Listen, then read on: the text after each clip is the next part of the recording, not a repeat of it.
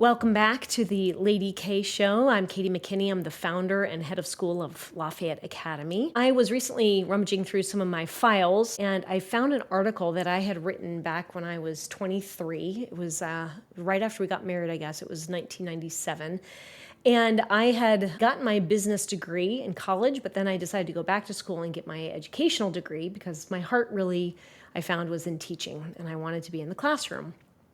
So as I did that, we were in San Diego, California, and one of the classes I took required us to write an essay. And I eagerly did so. I was just so hungry to do what they asked us to do.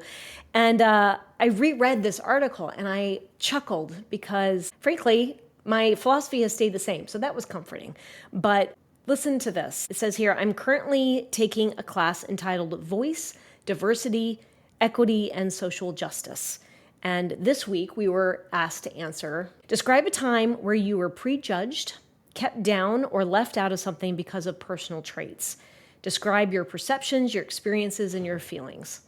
So as a 23-year-old, I dutifully got my pen and paper together and started thinking about this. And as I did, I really thought, when have I felt kept down? When have I felt prejudiced against? And I really found I couldn't find a time where I felt that way. Now, having lived another half of my life, I would say, yes, absolutely, I have felt those times. But at that time in my life, I hadn't felt that way.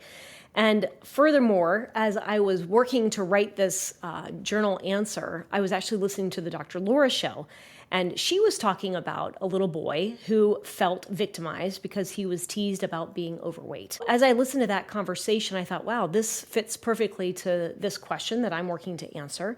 And so I crafted my own answer according to the thoughts that were being shared on the Dr. Laura show, as well as my own experiences. And so I'd like to, if it's okay with you, I'd like to just read this to you and talk about how it plays a very big role in our school and how the culture is at our school today.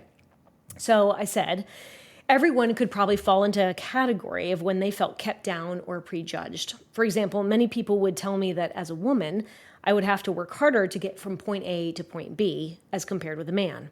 Or because I'm part of a small religious denomination, that I'm somewhat out of the mainstream and could be prejudged or discriminated against. However, I have learned that there seems to be a blatant excuse to feel victimized instead of wallowing self-pity, self-justification, and I rely on my inner strength to see that I am not a victim of outside circumstances. Rather, I have the ability to respond to certain situations and be a victor. It's all about choice. We'll talk about that here in a minute.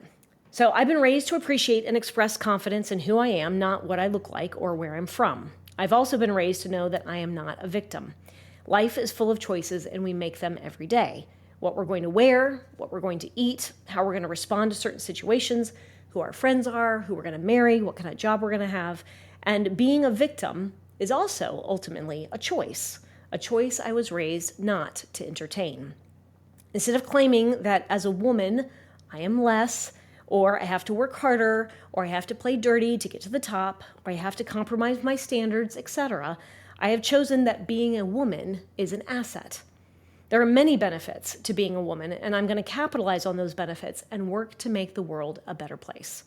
And rather than feeling discriminated against because of religious beliefs or the color of my skin or my gender, I have learned that my religion, my gender, everything has made me a better person, and it's not something to be ashamed of. Within the teaching profession, and with such a view that I have on this issue, I will not be surprised when the claim is made, how can you be able to even understand this child and where they're coming from if you haven't been victimized? Or you don't know what it's like to be Hispanic or Black or Catholic or disabled? And my answer to this question is, what is the goal? Is it to provide opportunities for our children to express their given talents and learn what an incredible asset they are to this world? Or do we want to further illustrate to them that why they are different from their peers, why they should be sad when they don't succeed, or why they shouldn't expect to be a raving success? What is our goal truly? Even if I understood a student's position, how they were prejudged or discriminated against or kept down, how is my understanding of that going to help that student be successful? I'm in the business of realizing every child's potential. and creating opportunities for them to realize their own success, how they are solely responsible for their own actions, not to emphasize their differences and further divide them from a majority. Ruth Carney states it well when she asks us in her book, Teaching Children to Care, quote, "What is good academic learning if young people don't learn to become contributing members to society?" Unquote. Victims are not contributors, they are consumers. I say that often at our school. My husband and I say it often on our family. We are looking to help nurture and cultivate contributors, not consumers. I think it's even on our website. Consumers take, and they take sympathy and energy and time and money. They're concerned with themselves. And if we create a society more concerned with ourselves and how terrible our life is, how is that going to promote a more competitive and progressive society?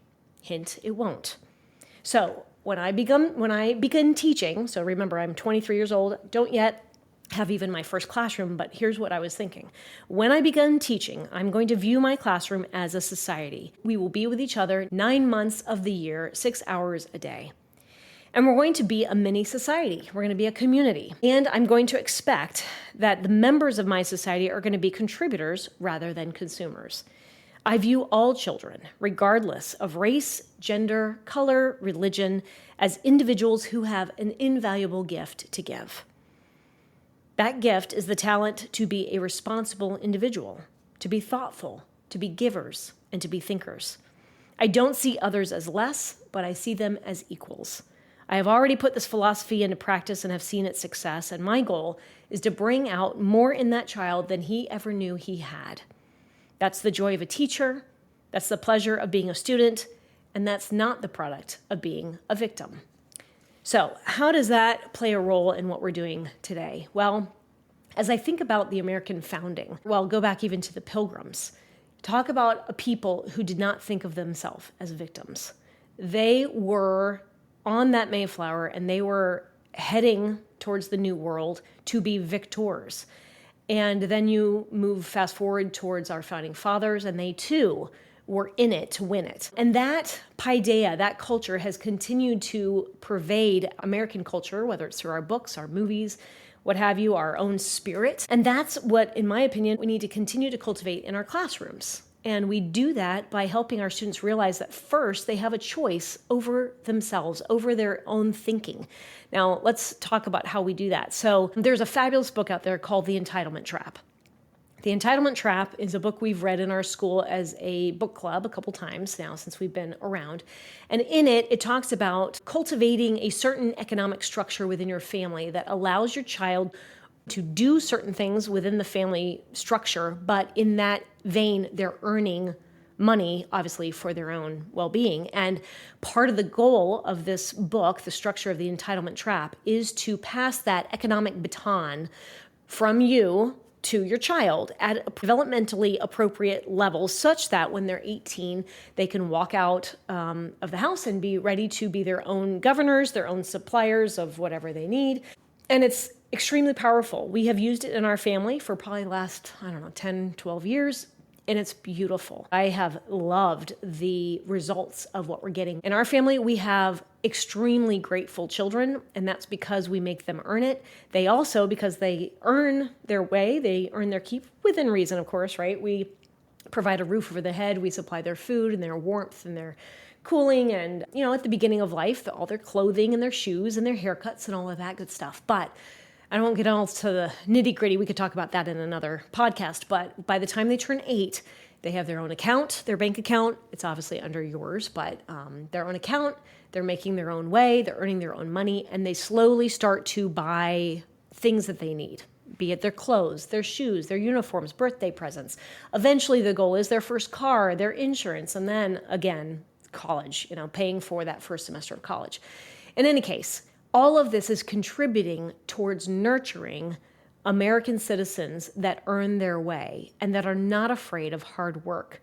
So That's one component that we do, and we do it in our family. But now I've been sharing that with other families, and in fact, we've had, I'd say 3, 4, 5 families this last year where we've done some one-on-ones with me. I've shown them the whole system, given them everything they need. They go and they implement it. And I had one family who began this with their 5th grade boy. There was some contention with this guy. And it occurred to me, he was ready for more responsibility. He wanted to have more autonomy over his life. And I think mom and dad were just not necessarily aware of that. And so as we talked and we kind of structured this to give him more autonomy, wow, did he change in a great way. And about 3 months later, at pickup time, the mom said, hey, just want to let you know, our family has changed drastically and changed for the better. It was very exciting. And I've seen a great change in that young man. He's more calm, he's happier, he's more responsible, but on his own accord. That's beautiful. That's a case to me where he has learned how to have, he's got a choice, and he's learning how to govern that choice with great responsibility. Okay, the next way that we foster this victor, not victim mentality is through another book called With Winning in Mind by Lanny Basham. So we have been using this book within our domain of shooting sports. At our school, we have a shooting team, and we coach our kids in trap, skeet, sporting clay, and now even bunker. So, which is the Olympic side of the shooting. So With Winning in Mind is a fabulous book. It goes a little bit more into the process of the thinking, and it's a bit deeper. I love it. We have been using in shooting for the last 5 years. We're going into our 6th year. What has happened as a result of using the techniques in this book, which I'll tell you about what that is in a minute, is we've taken beginning shooters from very beginning, never even held a 12-gauge shotgun, to becoming national champions. And in fact, one of them is even pursuing the Olympics.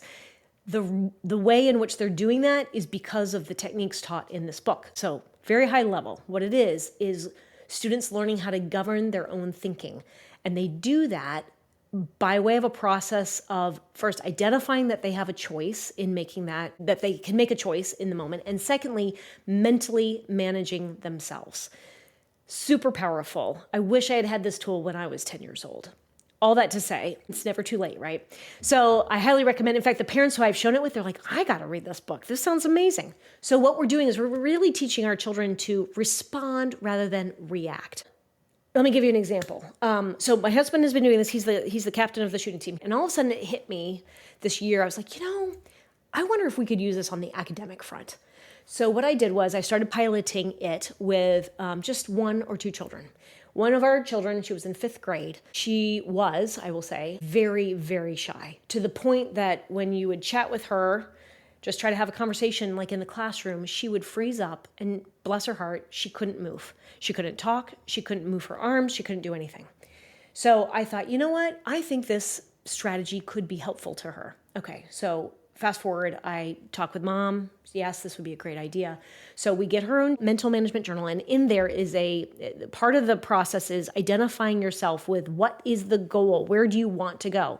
And in the book, Lanny Basham talks about, his story is great, but he talks about him wanting to go to the Olympics, and he became a multi-time world champion in shooting and eventually earning the gold in the Olympics and all of that.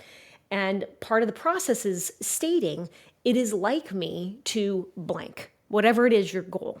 And for him, it's like me to win the gold medal in the Olympics. You got to be very specific about it. No time frame, just very specific about the goal. So I sit down with this beautiful 10-year-old girl who's very shy. And of course, she's not going to say anything, but I just start talking and I share with her, hey, I'm going to give you this journal and we need to come up with a goal statement. And I don't want to put words in your mouth, but we kind of brainstormed and we said, okay, what would be a good goal? Eventually we got it out. And her affirmation goal was, it's like me to take a test without interruption. Specifically, she would take a test, she would get really nervous, and she just would freeze up and she couldn't complete the test, which she knew the material. So we had to retrain her brain to first off know that she had a choice and that she had dominion and she could govern herself, right, over that moment. So she began writing these affirmations daily. Then we would talk about only the good. We would only focus on what did you do well today? And so she would write down, I got dressed, I got to school on time, I got my books ready. It was very simple stuff. And slowly, as tests came about, she was able to finish the test without interruption. And I would ask her, how did you do that? And in the book, it talks about pre-decisions. You have the ability to pre-decide an outcome before you get to that specific scenario or situation. So we talked about the importance of pre-deciding. So when she would get to those moments with the test, she would pre-decide, I'm going to take this test without interruption. And lo and behold, she would do it. And she did it. And she did it. And she did it over and over again. And this started in October, and I worked with her through May, looking forward to picking it up again in September. But long story short, this amazing individual not only could then take tests without interruption, she also had a challenge doing what we call our recitations, which is memorizing and executing beautiful poetry or prose, either with the class or individually. Very hard for her to do it with the class. She had made some progress, but it wasn't consistent. And Lord knows she would never, ever, ever do something in front of her class, much less the entire school.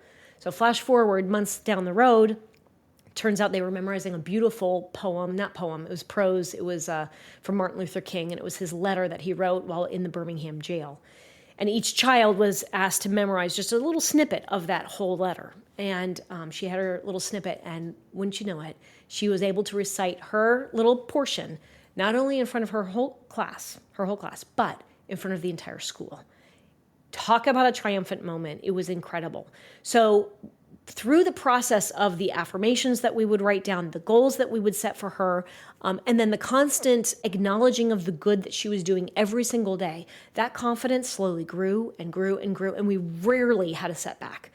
Okay, so all of that goes back to this article, Victor, Not Victim. The culture that we have at our school is focused solely on the fact that every kid who walks through our door has the ability to be a victor, to be victorious in whatever challenge they're facing. Now, we're not going to give them an impossible task. We're going to give that to them in bite sizes, but the goal is for them to make that progress. And I remember in my article, in fact, when I was 23, I said something to the effect that we're going to bring out in that child more than that child ever knew they even had. My first year of the school, I had a 7th grader in my class, and he claimed, "Oh, I'm not good at writing. I can't do this." And I said, "Okay, that's fine, but we're gonna still do it. We're not gonna let you pass that chapter of education." And so we worked, and it was hard. It was hard for me. It was hard for him, but he did the work. And when we were done, and he was rereading his story, he puts his paper down, and he looks at me. He's like, "Miss McKinney, I didn't know I could write like this." I was pretty honest. I go, "Honestly, I didn't know you could either." But it was such a beautiful moment. Now, how do we get there? By saying, "Oh yeah, you really are limited in writing. Oh yeah, you really aren't that great. Oh yeah, this is too hard for you. Let me give you something easier." No, we went into it saying, we are going to be victorious. We are going to do this. We're going to do it excellently to the best of our ability. And you're going to do fabulously. And we do that in everything we do. All of our teachers reaffirm that with our students. We do it in PE when they're doing their timed mile test, whether they're in kindergarten or they're a senior in high school. We do it when they're going up on stage. We do it with recitations. We do it in math and science and history and literature and writing and everything. And what we're finding is that the self-confidence, first off, it's authentic. It's not a pat on the back, you fogged a mirror, good job. It's actually real because the child is earning it. They know they're doing the work. They know that it's grounded, it's solidified, and it's eternal in them. It can't be taken away once it's been gained. And then they demonstrate it over and over again, but it keeps going up and up and up and up. And it's extremely inspiring as an educator. I think that's my favorite thing about teaching is watching these kids, giving them the tools, and then watching them take off. So all that, to bring that full circle again, when I was going back and I was going through my files and I found this article, I was pleased. I was pleased that my philosophy has stayed the same. And then, of course, little did I know back then when I was 23 that I would do the craziest thing of starting a school, but we've done it, and we're in our 9th year, and we're going to have over 120 students this next year, and it's a real privilege. It's a real joy. To quote myself, the goal is to bring out more than that child ever knew he had. That's the joy of a teacher. It's the pleasure of being a student. And it's not the product of being a victim.